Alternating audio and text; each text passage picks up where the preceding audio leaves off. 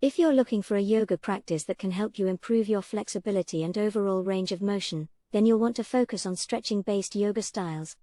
One of the most popular yoga styles for stretching is Hatha Yoga, which involves holding static postures for several breaths to gently stretch and release tension from your muscles. Another great option for stretching is Yin Yoga, which focuses on holding passive postures for several minutes to target the deep connective tissues of your body. This style can be particularly helpful for releasing tension in areas like the hips, lower back, and hamstrings. If you're looking for a more dynamic practice, then you might enjoy Vinyasa Yoga, which involves flowing through a series of postures in sync with your breath. This style can help improve your flexibility and mobility by constantly moving and stretching your muscles. Finally, if you're new to yoga and just starting to explore stretching-based practices, then you might want to try a gentle or restorative yoga class.